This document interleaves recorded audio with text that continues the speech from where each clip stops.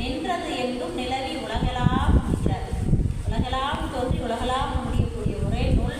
அது மட்டும் இல்லாமல் ஞானசம்பந்தருக்கு தோடுடையேன்னு ஆரம்பிக்கிறார். விட்டுக்குட்டல் ஓ தோ, இங்கே முடியறது இவங்கள முடியும்.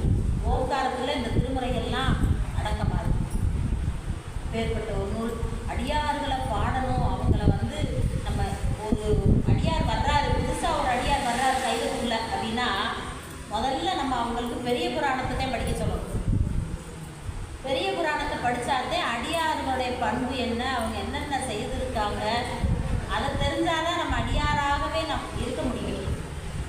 அதனால தான் முதல்ல ஒரு அடியார் வராருன்னு இருந்தாங்க. திருவாசகத்தை கொடுப்போம். நம்ம முதல் 8ஆம் திருமுறையாகிய திருவாசகத்தை கொடுப்போம்.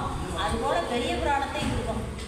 அடியார்கள்லாம் என்னென்ன செய்திருக்காங்க, அடியார்களுக்கு மாகேஸ்வர பூஜை எப்படி பண்ணுறாங்க, அதெல்லாம் நம்ம இளையான்குடி மாறநாயனார் வரலாறு பார்க்கலாம். மாகேஸ்வர பூஜை கொண்டு வந்து